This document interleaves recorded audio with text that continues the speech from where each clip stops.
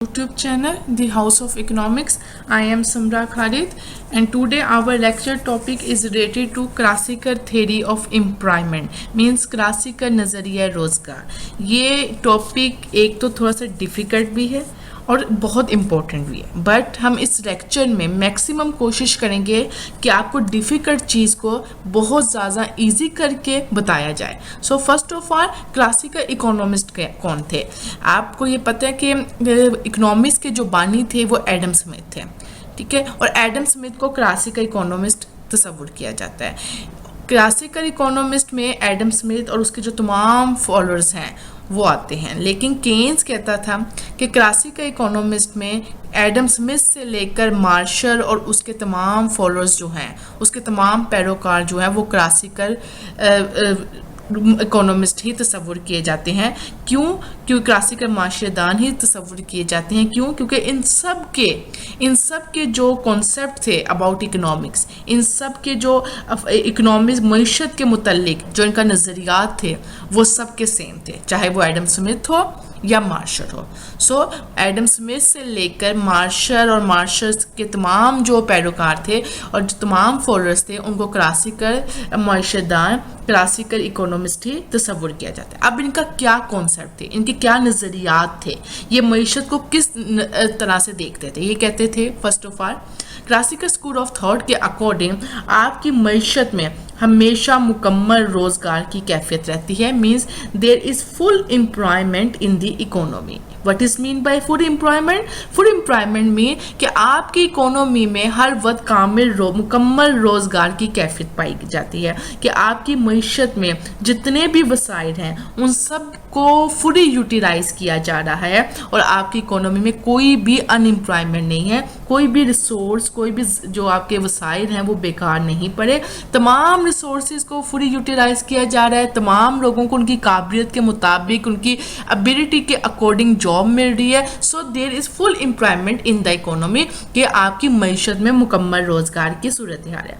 That's why जब आपकी मईशत में मुकम्मल रोज़गार है, फुल एम्प्लॉयमेंट है, so no concept of over production, कि आपकी इकोनॉमी में कोई ओवर प्रोडक्शन नहीं हो सकती, कि आपके तमाम रिसोर्सेज यूटिलाइज हो रहे हैं, एफिशिएंटली यूटिलाइज हो रहे हैं, ठीक है, फुल एम्प्लॉयमेंट है, मुकम्मल रोज़गार है, तो आपकी मईशत में बेश पैदावारी, ओवर प्रोडक्शन की कंडीशन नहीं है, नो कॉन्सेप्ट। इसी तरह classical school of thought, classical जो मईशतदान थे वो ये भी तस्वुर करते थे, उनका ये भी कॉन्सेप्ट था कि there is no concept of general unemployment. Means आपकी इकोनॉमी फुल एम्प्लॉयमेंट पे काम कर रही है, तमाम रिसोर्सेज को एफिशिएंटली यूटिलाइज किया जा रहा है, आपकी इकोनॉमी में तमाम जो लोग हैं उनको उनकी काबिलियत के मुताबिक रोज़गार मिल रहा है। So there is no concept of अमूमी बेरोज़गारी, no concept of general unemployment, ठीक है। ये कहते हैं कि आपकी मईशत में हर वक्त कामिल रोज़गार का रुझान रहता है, आपकी मईशत जो है, आपकी इकोनॉमी है वो हर वक्त क्या है, वो मुकम्मल फुल एम्प्लॉयमेंट पे काम कर रही होती है, और resources are use efficiently. So there is no concept of general unemployment. उन्होंने कहा आपकी मईशत में कोई बेरोज़गारी नहीं होती, और वो कहते हैं कि अगर आपकी मईशत में कोई बेरोज़गारी होती भी है तो खुद ब खुद आपकी मईशत में कोई अनइक्विलिब्रियम आता भी है, आपकी मईशत में ओवर प्रोडक्शन होती भी है,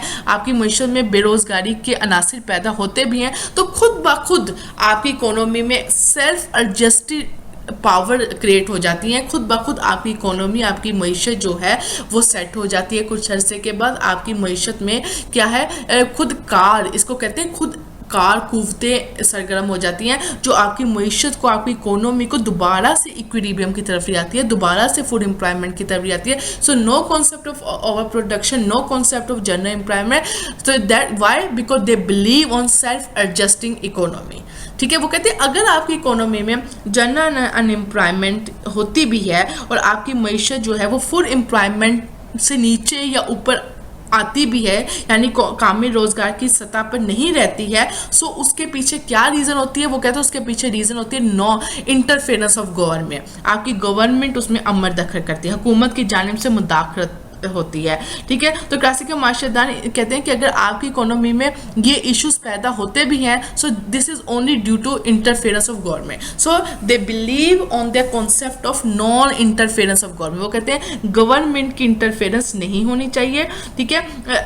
अगर हुकूमत की जानिब से अदम मुदाखलत ना हो या नॉन इंटरफेरेंस ना हो तो आपकी इकोनॉमी हमेशा फुल एम्प्लॉयमेंट पे काम करती है। सो क्लासिकल स्कूल ऑफ थॉट के ये बहुत इंपॉर्टेंट कॉन्सेप्ट है कि आपकी मईशत हमेशा मुकम्मल रोज़गार पर रहती है। मुकम्मल रोज़गार क्या होता है कि आपकी मईशत में जितने लोग हैं उनको उनकी काबिलियत तालीम के मुताबिक रोज़गार मिल रहा है और आपकी मईशत में जितने भी वसाइल हैं उनको बहुत एफिशिएंटली यूटिलाइज किया जा रहा है और मैक्सिमम लेवल पर प्रोडक्शन की जा रही है और no concept of over production. तो आपकी मईशत हमेशा मुकम्मल रोज़गार की सतह पर रहती है, एक आइडियल सिचुएशन इसे कहा जाता है।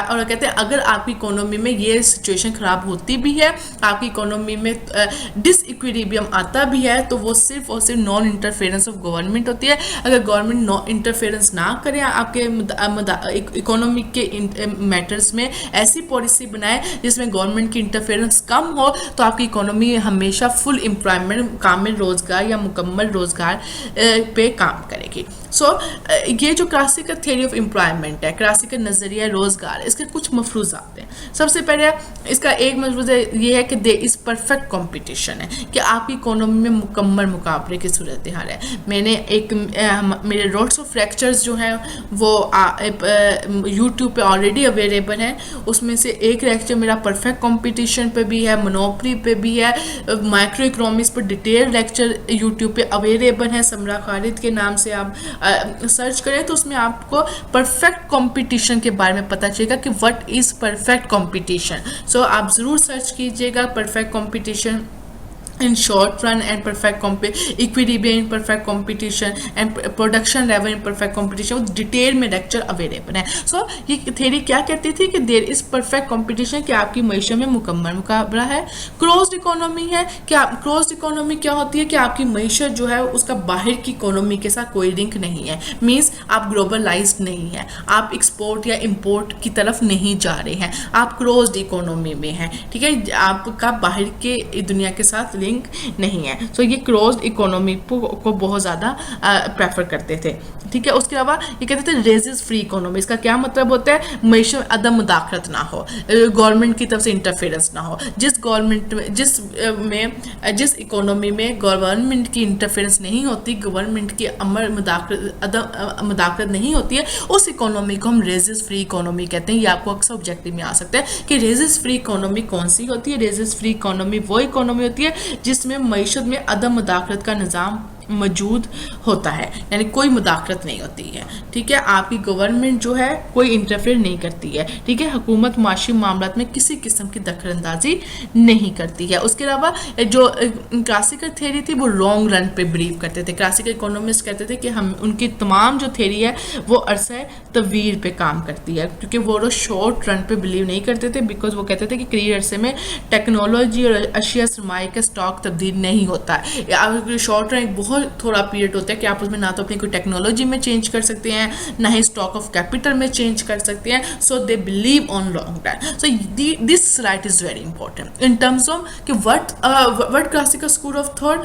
What are the classical school of thought said about the classical theory of employment and their basic focus on full employment, कि आपकी इकोनॉमी हमेशा मुकम्मल रोजगार पे काम करती है। Now classical theory of employment में सबसे पहले जो कॉन्सेप्ट आता है वो आता है says law of market. This is very important, very interesting. क्यों? क्योंकि उसकी जो ये स्टेटमेंट है इट इज़ वेरी इंटरेस्टिंग। वो कहते हैं supply creates it's on demand, कि रसद अपनी तरफ खुद पैदा करती है। 1803 में उन्होंने ये कॉन्सेप्ट दिया था अपनी बुक में, जिसमें बहुत एक अहम उन्होंने मंडियों के कानून के बारे में उन्होंने बताया कि मंडियों के कानून में उन्होंने ये कहा कि रसद अपनी तरफ खुद पैदा करती है। ये क्लासिकल इकोनॉमिस्ट थे, इनका ताल्लुक फ्रांस से था और इन्होंने 1803 में अपनी बुक लिखी थी, ठीक है, और उन्होंने ये कहा कि रसद अपनी तरफ खुद पैदा करती है। नाउ व्हाट इट्स मीन, वो उनके मुताबिक कि जब भी किसी शय की पैदावार में इजाफा किया जाता है, means when increase in the production of the good, तो इस इंक्रीज, इस प्रोडक्शन ऑफ गुड के इंक्रीज से जो फर्दर बहुत एक पॉजिटिव चेंज आते हैं इकोनॉमी में। कैसे? वो कहते हैं जब आप अपनी मईशत में ज़्यादा से ज़्यादा प्रोडक्शन करते हैं, ज़्यादा से ज़्यादा पैदावार करते हैं, तो इन चीज़ों को बनाने के लिए आपको ज़्यादा से ज़्यादा फैक्टर ऑफ प्रोडक्शन, आमरीन पैदाइश की ज़रूरत पड़ती है। जब आपको ज़्यादा से ज़्यादा आमरीन पैदाइश की फैक्टर ऑफ प्रोडक्शन की ज़रूरत पड़ती है for the production of good, तो उन फैक्टर्स के रिटर्न्स में इजाफा हो जाता है। मीन्स आप ज़्यादा से ज़्यादा लोगों को लेबर लगा रहे हैं, लोगों की जॉब्स में इंक्रीज आ रही है, लोगों की एम्प्लॉयमेंट इंक्रीज हो रही है, इनकम इंक्रीज हो रही है, और जब इनकम इंक्रीज हो रही है तो simple word, when income increase no concept of over production. What it's mean कि जब आप ज़्यादा से ज़्यादा जो चीज़ें पैदा कर रहे हैं वो खर्च भी हो रही है, वो कंज्यूम भी हो रही है। मीन्स अगर मार्केट में सप्लाई आ रही है तो due to the increase in the income of people, आप डिमांड भी ज़्यादा कर रहे हो, तो जितनी सप्लाई है वो कंज्यूम भी हो रही है, and no concept of over production. ठीक है, then people consume more good, so no concept of overproduction। तो इसका क्या मतलब है कि जितनी सप्लाई आ रही है उतनी डिमांड भी आ रही है, so supply creates its own demand। ठीक है, इनके मुताबिक कि आपकी मईशत में कभी भी जायद पैदावारी का इम्कान नहीं होता, क्योंकि आपके जो जिस कदर आप मुल्क में चीज़ें पैदा कर रहे हैं उसी कदर उनकी डिमांड भी है, यानी जितनी सप्लाई आ रही है उतनी डिमांड भी है। इसे ज़्यादा से ज़्यादा अफराद को कारोबार में लगाया जाता है ताकि उनकी इनकम इंक्रीज़ हो, आपकी इकोनॉमी में फुल एम्प्लॉयमेंट आए, और जब उनकी इनकम इंक्रीज होगी, आपका फुल एम्प्लॉयमेंट लेवल होगा, आपकी डिमांड भी ज़्यादा होगी, and no concept of over production. इसी तरह सेज का जो सेकंड कॉन्सेप्ट था वो कहता था हमेशा जो आपकी इकोनॉमी में ओवर प्रोडक्शन नहीं होती तो मुल्क में कभी भी आपकी किसी भी, जब अगर किसी मुल्क में ये वाली सिचुएशन नहीं है, जायद बेश पैदावारी की का कॉन्सेप्ट नहीं है, तो उस मुल्क में कभी भी मजमूई तरफ में कमी नहीं हो सकती, एग्रीगेट डिमांड में कमी नहीं हो सकती, क्योंकि आपके मुल्क में जितने भी रिसोर्सेज हैं वो तमाम एफिशिएंटली यूटिलाइज हो रहे हैं। ठीक है, आपका जो बिजनेसमैन है वो बहुत एफिशिएंटली यूटिलाइज कर रहे हैं रिसोर्सेज को, आपकी इकोनॉमी कामी रोजगार की सतह पे है, आप मैक्सिमम प्रॉफिट अर्न कर रहे हो।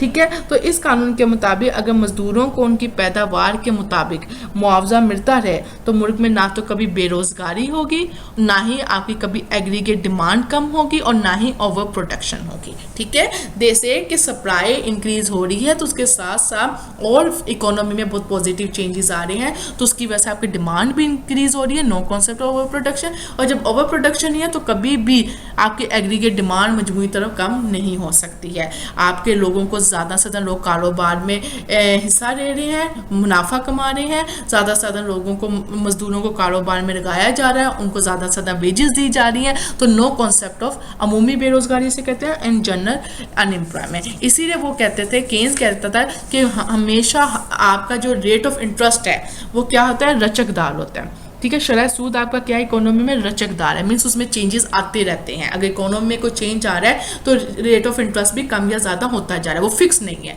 ठीक है, वो रचकदार है, तो दैट्स वाई आपकी हमेशा जो है वो बचते सरमायाकारी के बराबर होती हैं, और कुल खर्च C+I कुल आमदनी के बराबर होता है। आपकी इकोनॉमी में हमेशा ये सिचुएशन रहती है, why because rate of interest जो है वो इलास्टिसिटी है। अगर दैट्स वाई आपकी हमेशा बचते जो है वो सरमायाकारी के बराबर होती है। अगर कोई इशू आता भी है कि बचतें ज़्यादा हो भी जाती हैं, ठीक है, बचतें सरमायाकारी से ज़्यादा हो भी गई हैं, तो आप क्या कहते हैं, आपका शरह सूद कम हो जाता है। ठीक है, रेट ऑफ इंटरेस्ट का सेविंग के साथ नेगेटिव रिलेशनशिप होता है। जब सेविंग ज़्यादा होती है रेट ऑफ इंटरेस्ट कम हो जाता है, तो जब रेट ऑफ इंटरेस्ट कम हुआ है तो आपको पता है जब शरह सूद कम होता है तो आपकी इन्वेस्टमेंट ज़्यादा हो जाती है। ठीक है, तो डेफिनेटली आप फिर से इक्विलिब्रियम की तरफ आ जाते हैं। और अगर आपकी मुल्क में बचतें कम हो रही हैं तो आपका लोग कम बचतें कर रहे हैं, तो बैंक्स क्या करते हैं, रेट ऑफ इंटरेस्ट को ज़्यादा कर देते हैं कि लोग ज़्यादा बचतें बचतें करें, बैंक में पैसा ज़्यादा रखवाएं ताकि उनको शरह सूद ज़्यादा मिलेगा, लोगों को भी तो अट्रैक्ट करने के लिए, ठीक है। तो उस पर रेट ऑफ इंटरेस्ट ज़्यादा हो जाता है। जब for example rate of interest ज़्यादा हुआ है, इन्वेस्टमेंट कम हो जाती है, आप फिर से इक्विलिब्रियम की तरफ आ जाते हो। So why economy always play on equilibrium? Because your rate of interest is elastic and economy is on the full employment, that's why your aggregate demand always equal to aggregate supply. के मुल्क में जो मजमूई तलब है वो हमेशा मजमूई रसद के बराबर होती है। Why? Because economy is on the full employment, मुकम्मल तमाम आपकी मीशत में तमाम जो वसाइल हैं उनको बहुत अच्छे तरीके से बरोकार लाया जा रहा है, उनको एफिशिएंटली यूटिलाइज किया जा रहा है। That's why your aggregate demand is equal to aggregate supply. This is economy में आपके ये दो इक्विलिब्रियम रहते हैं। और अगर आपकी इकोनॉमी में मईशत में ये दो इक्विलिब्रियम खराब भी होते हैं तो खुद का सेल्फ एडजस्टिंग पावर यूज होती है और आपकी इकोनॉमी को कुछ अरसे में दोबारा से इक्विलिब्रियम की तरफ ले आते हैं। दिस इज सेल्स law of market.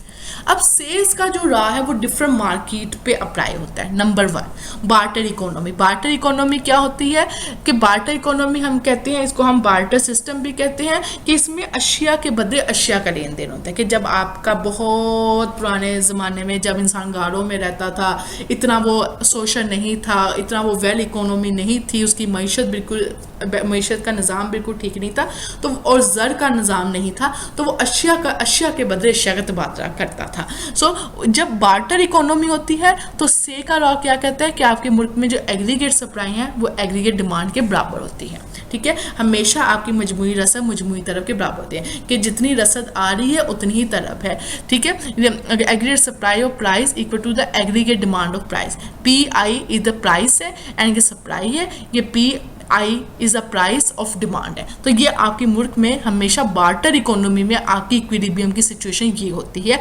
According to सेरा। बार्टर सिस्टम क्या होता है? जिसमें आपका जर का निज़ाम नहीं होता और आप अशिया के बदले अशिया का लेन देन करते हैं।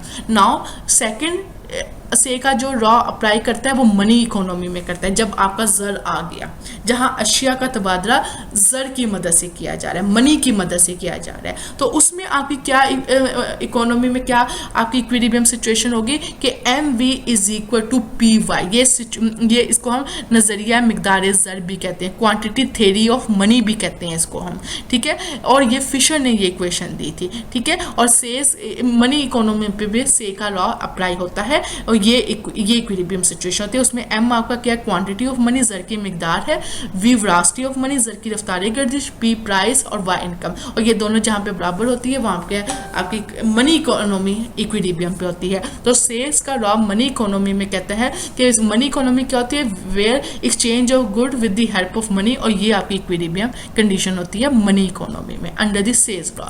नंबर 3 कमोडिटी इकोनॉमी, ठीक है, अशिया की मंडी, ठीक है। इसमें गुड्स मार्केट में आपकी इक्विलिब्रियम सिचुएशन कहाँ होती है? जहाँ पे आपकी saving is equal to investment, ठीक है। अब आप ये देख रहे हैं सेविंग जो है are positive function of rate of interest होता है, ठीक है। सेविंग जो है आपका रेट ऑफ इंटरेस्ट का पॉजिटिव फंक्शन है, ठीक है। और ये आपका दैट्स वाई पॉजिटिव फंक्शन है, so that's why greater than 0 है। इन्वेस्टमेंट नेगेटिव फंक्शन है, दैट्स वाई लेस देन 0 है। पॉजिटिव फंक्शन को हम तकसीरी तफाइल भी कहते हैं और नेगेटिव फंक्शन को हम तकरीली तफाइल भी कहते हैं। और अशिया की मंडी का तवाज़ुन कहाँ होता है? से के अकॉर्डिंग, जहाँ पे बचतें सरमायाकारी के बराबर होती है। नाउ दिस इज आप देख रहे हैं जहाँ यहाँ पे सेविंग ज़्यादा हो रही है तो रेट ऑफ इंटरेस्ट ज़्यादा हो जाएगा, ठीक है। जब रेट ऑफ इंटरेस्ट ज़्यादा होगा तो आपकी इन्वेस्टमेंट कम हो जाएगी और आप दोबारा से इक्विलिब्रियम की तरफ आ जाओगे, ठीक है, क्योंकि रेट ऑफ इंटरेस्ट और इन्वेस्टमेंट में नेगेटिव रिलेशनशिप है। और यहाँ पे आप देख रहे हो ये इक्विलिब्रियम पॉइंट से जब नीचे देख रहे हो यहाँ पे आपकी सेविंग कम है, तो सेविंग जब कम है तो आपका रेट ऑफ इंटरेस्ट भी कम है। जब रेट ऑफ इंटरेस्ट कम है तो इन्वेस्टमेंट मुल्क में ज़्यादा होगी और आप दोबारा से इक्विलिब्रियम की तरफ चले जाएंगे। This is the good market diagram where savings are equal to investment at equilibrium point. और अगर आप इक्विलिब्रियम से आपकी इकोनॉमी ऊपर या नीचे जाती भी हैं तो आपका रेट ऑफ इंटरेस्ट भी चेंज होता है, क्यों? क्योंकि रेट ऑफ इंटरेस्ट इलास्टिसिटी है, लचकदार है, और आप दोबारा से कुछ अरसे में आप दोबारा से इक्विलिब्रियम की तरफ आ जाते हैं। This is the commodity economy under सेल्स लॉ। नंबर कौन सी इकोनॉमी के बारे में उसने बात की? मेहनत की मंडी, लेबर इकोनॉमी। यहाँ पे मैं लेबर इकोनॉमी के बारे में लिखना भूल गई हूँ, ये मैं यहाँ पे भी आपको लिख देती हूँ। दिस इज लेबर इकोनॉमी, ये मैं यहाँ लिख देती हूँ। लेबर इकोनॉमी नो में, ठीक हो गया। This is your rebar economy के जो अकॉर्डिंग टू सेल्स रॉ आपकी चौथी जो मार्केट है जिस पर आपका सेल्स का अप्लाई होता है रॉ, वो है रेबर इकोनॉमी, मेहनत की मंडी। और मेहनत की मंडी का इक्विलिब्रियम कहाँ पे होता है? जहाँ पे आपकी डिमांड ऑफ तरफ जो मेहनत की तरफ है वो बराबर होती है मेहनत की रसद के। ठीक है, ये मैं इसको ज़रा बोर्ड कर दूँ ताकि आपको समझ आ जाए सही तरह से। ये रेबर इकोनॉमी, और रेबर इकोनॉमी का प्रोडक्शन इज डिपेंड होती है demand and supply of rebar पे। ठीक हो गया। फोर्थ वन, सेल्स रॉ में 4 मार्केट आती हैं। नंबर 1 आपकी मार्केट थी बार्टर इकोनॉमी, नंबर 2 आपकी मार्केट थी लास्ट स्लाइड में हम देखते हैं money economy, then commodity economy अशिया की मंडी, और जिसमें सेविंग और इन्वेस्टमेंट के बारे में हमने पढ़ा। लास्ट मार्केट है मेहनत की मंडी, रेबर मार्केट, और इसमें आपकी प्रोडक्शन डिपेंड करती है मेहनत की तरफ और रसद पर, mean demand of labour and supply of labour पर। ठीक है, और आपका इक्विलिब्रियम कहाँ पे होगा? कहाँ पे आपकी रियल जो उजरते हैं होगा आपकी रियल वेजेस, जहाँ पे आपका डिमांड ऑफ लेबर इक्वल हो इक्विलिब्रियम पे होगा डिमांड ऑफ सप्लाई पे। और आप ये देख रहे हैं डिमांड ऑफ सप्लाई की जो लेबर ऑफ सप्लाई है उसका पॉजिटिव रिलेशनशिप है रियल वेजेस के साथ। ठीक है, तकसीरी तफाइल है, और नेगेटिव और डिमांड ऑफ लेबर का नेगेटिव रिलेशनशिप है रियल वेजेस के साथ। मेहनत की तरफ तकरीली तफाइल है, हकीकी उजरत का रियल वेजेस हमेशा W/P होता है। जब भी आप किसी चीज़ को P से डिवाइड कर देते हैं तो वो रियल की फॉर्म में आ जाता है, अदरवाइज वो नॉमिनल होता है, जरी वेज होता है अगर उसको P से डिवाइड ना किया जाए। तो this is your real veg W/P। और सप्लाई ऑफ लेबर मीन्स मेहनत की रसद तकसीरी तफाइल है आपकी रियल वेजेस का। अब आप ये देख रहे हैं ये इक्विलिब्रियम है आपकी इकोनॉमी में, इस रियल वेज पे इतनी तरफ की मेहनत की तरफ और मेहनत की रसद है। अगर आपकी इकोनॉमी में डिसइक्विलिब्रियम आ जाता है, मीन्स आपकी इकोनॉमी इक्विलिब्रियम से हट जाती है, तो आप ये देख सकते हैं यहाँ पे आपकी रसद ज़्यादा है तरफ कम है। ठीक है, मीन्स मार्केट में मेहनत की रसद ज़्यादा है और तरफ कम है, मीन्स रियल वेजेस बढ़ जाएंगे। ठीक है, मीन्स लोग तो ज़्यादा है काम करने वाले, ठीक है, लेकिन डिमांड कम हो रही है। ठीक है, तो रियल वेजेस आपकी बढ़ जाएगी। आप एक बार याद रखिएगा, मेहनत की जो रसद है वो कौन करता है, सप्लाई कौन करता है, वो आपकी फर्म्स करती हैं कि इतनी सप्लाई हमें चाहिए। डिमांड किन की तरफ से होती है? लोगों की तरफ से होती है कि हम नौकरी करना चाहते हैं, तो अब ये फर्म डिमांड करना चाह रही है लोगों की। हायर वेजेस पर भी फर्म कह रही है कि लोगों की इतनी सप्लाई हमें चाहिए, लोग काम करें आके, तो लेकिन काम करने वाले लोग कम है, डिमांड कम है। ठीक है, तो आपकी रियल वेजेस में इंक्रीज आ जाएगा। ठीक है, अब आप ये देखिए यहाँ पे डिमांड तो ज़्यादा है, ठीक है, डिमांड ज़्यादा है, सप्लाई कम है। ठीक है, मीन्स आपकी ये दोबारा से आप लोग समझे, इसको थोड़ी सी आपकी कन्फ्यूजन होगी। देखिए, सप्लाई ऑफ लेबर मीन्स लोग इतनी आपकी इकोनॉमी में एम्प्लॉयमेंट चाह रहे हैं, लोग इतना काम करना चाह रहे हैं। ठीक है, इस हाई वेज पे, लेकिन फर्म इतनी हाई वेज पे लोगों को काम नहीं दे रही, तो आपकी ऑटोमेटिकली आप इक्विलिब्रियम की तरफ आ जाएंगे। अब यहाँ पे फर्म इतनी डिमांड चाह रही है कि लोग इतना काम करें हमारे पास आके, लेकिन वो इस वेज पर यानी कम वेज पे लोग नहीं काम करना चाह रहे, तो आप फिर दोबारा से इक्विलिब्रियम पे चले जाएंगे। मीन्स जब हाई वेज होती है तो फर्म नहीं रखना चाहती कि हम इतना वेजेस नहीं दे सकते लेबर को, तो आप दोबारा से इक्विलिब्रियम की तरफ आ जाते हैं। और जब वेजेस रो होती हैं तो लोग नहीं रो वेज पे काम करना चाहते कि ये हमारी काबिलियत और तालीम के मुताबिक ये उजरत है, ये वेजेस कम है, तो आप दोबारा से इक्विलिब्रियम की तरफ चले जाते हैं। मीन्स सेल्स कहते हैं कि चाहे कोई भी मार्केट हो, चाहे बार्टर इकोनॉमी हो, आपकी लेबर इकोनॉमी हो, आपकी कमोडिटी इकोनॉमी हो, अगर इकोनॉमी में आपका डिसइक्विलिब्रियम आता भी है तो सेल्फ एडजस्टेड पावर रिक्रिएट हो जाती है, खुद ब खुद आपकी मईशत दोबारा से इक्विलिब्रियम की तरफ आ जाती है। सो ये सेल्स का लॉ था जो कहता था, हमने लास्ट स्लाइड में देखा कि supply creates in on demand, रसद अपनी तरफ खुद पैदा करती है।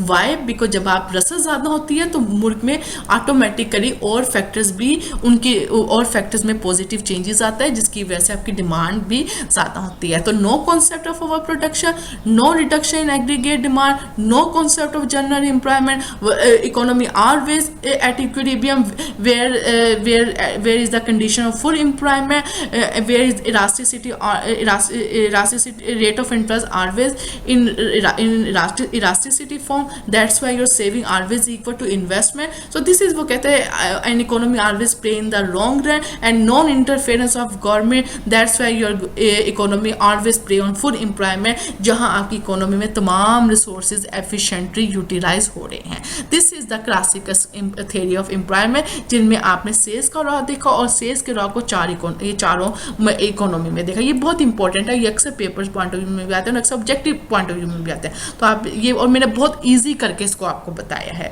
ठीक है, अब हम ये देखते हैं, ये एक 4 पैनल डायग्राम आपके सामने आ रही है. ABCD क्लासिकल मॉडल है ऑफ एम्प्लॉयमेंट का, means classical model of employment में 4 पैनल डायग्राम इस वक्त हम आपके सामने बता रहे हैं. नजरिया रोजगार का क्लासिकल मॉडल. ठीक है, उसमें सबसे पहले वो क्या कह रहे हैं, उसमें ये कह रहे हैं जिसमें ये कि आपका लॉन्ग रन में आपका जो मजमूई रसद है, एग्रीगेट सप्लाई है, वो परफेक्टली इनइलास्टिक है. ठीक है, इसकी वजह ये है, वाई ये क्यों परफेक्टली इनइलास्टिक है, कि आपके यहाँ पे जो वेजेस हैं वो लचकदार है, कि वेजेस में इंक्रीज भी आ रहा है और डिक्रीज भी आ रहा है. और वेजेस इलास्टिसिटी है, वेजेस में इंक्रीज और डिक्रीज आ रहा है, जिसकी वजह से प्राइस में भी इंक्रीज और डिक्रीज आ रहा है. ठीक है, तो आपकी जो एग्रीगेट सप्लाई है वो परफेक्टली इनइलास्टिक है, यानी कीमतों के कम और पेश होने से उजरतें भी चेंज हो रही है, प्राइसेस में चेंज से आपकी वेजेस भी चेंज हो रही हैं. ठीक है, और आपने ये देखा कि आपकी मेहनत की तरफ जो है ये आप यहाँ पे देख रहे हैं कि आपकी, लेकिन इनमें चेंज आने से आपका एग्रीगेट सप्लाई का परफेक्टली इनइलास्टिक है. वाई? बिकॉज आपकी जो प्राइसेस में चेंज आने से आपकी वेजेस में भी चेंज आ रहा है, लेकिन इनमें चेंज आने से आपकी इकोनॉमी हमेशा फुल एम्प्लॉयमेंट लेवल पर ही काम कर रही है. No disequilibrium in the economy, आपकी जो मेहनत की तरफ और रसद का तवाज़ुन हमेशा काम में रोजगार की सतह पर रहता है. मीन्स आपकी इक्विलिब्रियम में कोई फर्क नहीं आ रहा. आप ये देख रहे हैं ग्रीन लाइन ऊपर जा रही है, इक्विलिब्रियम में कोई फर्क नहीं आ रहा, चाहे वेजेस W1 पे भी जा रही है, W2 पे भी जा रही है, आपका इक्विलिब्रियम में कोई फर्क नहीं आ रहा. आप हमेशा मेहनत की तरफ और रसद का तवाज़ुन कायम है. ठीक है, और क्लासिकल नजरिए कि ये 4 पैनल डायग्राम ये भी कहती है कि जो मजमूई तरफ का जो है एग्रीगेट डिमांड का जो इन्हिसार होता है वो ज़र की मिकदार पर होता है, क्वान्टिटी ऑफ मनी पर. आपने अभी पीछे पढ़ा है, तो दैट्स वाई ये कर्व नेगेटिव होता है. यानी आपकी जब कीमतें ज़्यादा होती हैं, ठीक है, यानी बुलंद कीमतों पर अशिया की कम मिकदार खरीदी जाती है. ये आपको एक बात पता है, यानी डिमांड और प्राइस में नेगेटिव रिलेशनशिप होता है. दैट्स वाई आपका जो एग्रीगेट डिमांड है, यानी एग्रीगेट डिमांड क्या होता है कि पूरे मुल्क की मजमूई तरफ का जो कर्व होता है वो नेगेटिव स्लोप होता है, क्योंकि जब प्राइसेस बढ़ती हैं तो लोग कम डिमांड करते हैं, जब प्राइसेस कम होते हैं तो लोग ज़्यादा डिमांड करते हैं. और एग्रीगेट सप्लाई का कर्व परफेक्टली इनइलास्टिक होता है. ठीक है, सो दिस इज 4 पैनल डायग्राम. इसमें जो पैनल ए है, अब ये देखिए ये क्या कह रहा है, ये कह रहा है कि आपकी जो पैदावार है, production is the function of labour. ठीक है, और आपकी और ये पैदावार कामिल रोजगार की सतह पे हासिल की जा रही है. कहाँ पैदावार हो रही है? जहाँ पे आपके मुल्क में कामिल रोजगार की सतह है, जहाँ आपके मुल्क में फुल एम्प्लॉयमेंट है, वहीं उतनी आपकी प्रोडक्शन हो रही है. यानी आपकी प्रोडक्शन उस लेवल पे हो रही है जहाँ पे आपके मुल्क में कामिल रोजगार की सतह है. पैनल बी आपको क्या कह रहा है? पैनल बी आपको मेहनत की मंडी के बारे में कह रहा है कि मेहनत की मंडी का में तवाज़नी कैफियत ये है जब आपकी मेहनत की तरफ और मेहनत की रसद आपस में बराबर होगी और आपके मुल्क में ये हकीकी उजरतें ये इतनी हकीकी उजरतें आपके मुल्क में दी जा रही हैं इस वक्त. क्यों? क्योंकि इस हकीकी उजरतों पे आपकी इकोनॉमी, आपकी मईशत क्या है, फुल एम्प्लॉयमेंट पे है, कामिल रोजगार पे है. ठीक है, और आपकी मेहनत की मंडी भी तवाज़नी हालत में है. ठीक है, पैनल सी में आपको कीमत और हकीकी उजरतों के रिलेशनशिप के बारे में बताया जा रहा है. ठीक है, और यहाँ ये बताया जा रहा है कि उजरतें कीमतों में तब्दीली की, उजरतों में जो तब्दीली आ रही है वो कीमतों में तब्दीली की वजह से आ रही है. ठीक है, यानी कीमतें चढ़ने पर आपकी उजरतों का खत ऊपर की तरफ तब्दील, यानी प्राइसेस बढ़ी है. ठीक है, तो वेजेस भी बढ़ गई हैं, उसका कर्व W0 से W1 पे चल गया. और जब प्राइसेस कम हुई हैं, ठीक है, तो आपका वेजेस का कर्व भी नीचे की तरफ शिफ्ट हो गया, W0 से W2 पे आ गया. ठीक है, मेहनत की मंडी का तवाज़ुन हमेशा कामिल रोजगार की सतह पे रहता है, लेकिन आपका जो आपकी बेशक वेजेस में चेंज आ भी रहा है, लेकिन आपकी मेहनत की मंडी के तवाज़ुन में कोई चेंज नहीं आ रहा. आपकी मेहनत की मंडी का तवाज़ुन वहीं पे हो रहा है जहाँ पे आपकी मईशत कामिल रोजगार की सतह पे है और उतनी पैदावार हो रही है कि जहाँ पे आपकी मईशत कामिल रोजगार के सतह पे है. यानी आपकी मईशत में हमेशा फुल एम्प्लॉयमेंट लेवल है. और लास्ट जो है पैनल डी, वो आपको perfectly inelastic curve aggregate supply का. ठीक है, और जो और ये क्यों है परफेक्टली इनइलास्टिक? क्योंकि आपकी जो उजरतें हैं वो चेंज हो रही है, वो लचक पजीरी है, कीमतों में चेंज से आपकी वेजेस भी चेंज हो रही है, और आपका एग्रीगेट डिमांड कर्व नेगेटिव है, और जहाँ पर ये दोनों कर्व एक दूसरे को इंटरसेक्ट करते हैं वहाँ पे, और ये देखें ए कर्व पे फॉर एग्जांपल ये इंटरसेक्ट कर रहे हैं, ए इक्विलिब्रियम पॉइंट है, यहाँ पे आपकी कौमी आमदनी जो है फुल एम्प्लॉयमेंट पे है, इस पॉइंट पर ए पॉइंट पे आप देखें आपकी मईशत मुकम्मल रोजगार पे है, इस पॉइंट पे आप इतनी प्रोडक्शन कर रहे हैं, इतने लेबर्स को लगा के, इतने यूनिट ऑफ लेबर को लगा के आप इतनी प्रोडक्शन कर रहे हैं, और इतने जब यूनिट ऑफ लेबर को इतनी मेहनत की इकाइयाँ लगा के आप इतनी पैदावार कर रहे हैं, तो आपकी उस पर मेहनत की मंडी तवाज़नी हालत पे है, आप उनको इतनी हकीकी उजरतें दे रहे हैं कि जहाँ पे आपकी मईशत मुकम्मल रोजगार की हालत पे है। ये चारों पैनल एक, जब हम 4 पैनल डायग्राम बनाते हैं वो एक दूसरे के साथ इंटरलिंक होती है, ठीक है। पहले आपने बताया कि आप वहाँ पे पैदावार कर रहे हो जहाँ पे आपकी मईशत फुल एम्प्लॉयमेंट पे है, और पैदावार में आप उतनी मेहनत की इकाइयाँ लगा रहे हो कि जिसकी वजह से आपकी मेहनत की मंडी भी तवाज़नी हालत में है। आपकी मेहनत की मंडी में तवाज़न में कोई फर्क नहीं आता, आपकी मईशत हमेशा मुकम्मल रोजगार पे रहते हैं। अगर आप अपनी मेहनत की मंडी में वेजेस में कमी या ज्यादती आती भी है, लेकिन आपकी मईशत में हमेशा मुकम्मल रोजगार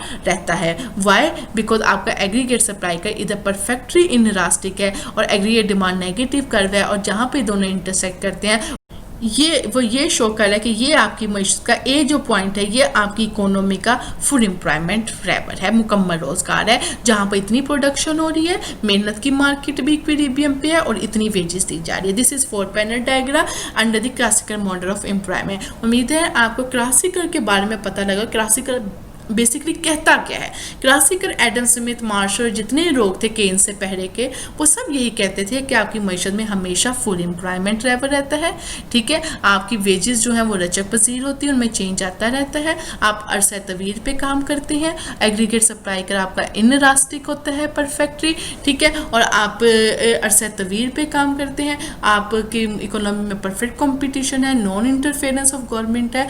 ये तमाम कॉन्सेप्ट है जो क्लासिकल मॉडल के थे, क्लासिकल थ्योरी ऑफ एम्प्लॉयमेंट के थे। उम्मीद करती हूँ कि इस 30 मिनट के लेक्चर में आपकी वो तमाम इशू सॉल्व हुए होंगे जो हम बुक से जब पढ़ते हैं तो हमें मुश्किल लगता है कि आखिर क्लासिकल बेसिकली है क्या। काफ़ी ज़्यादा उसमें डायग्राम और काफ़ी मुश्किल करके लिखा, मैंने इसको काफ़ी सिंपल करके आपको बताया। याद रखिएगा, जो कर पॉजिटिव होता है वो पॉजिटिव रिलेशनशिप बता रहा होता है वेरिएबल का, जो कर नेगेटिव होता है वो नेगेटिव रिलेशनशिप बताते हैं। Economics is not a difficult subject, उसमें बस आप वेरिएबल के रिलेशनशिप और वेरिएबल के कॉन्सेप्ट को समझे तो it is very simple. Lecture पसंद आए लाइक करें, सब्सक्राइब करें, शेयर करें for more informative video. Thank you.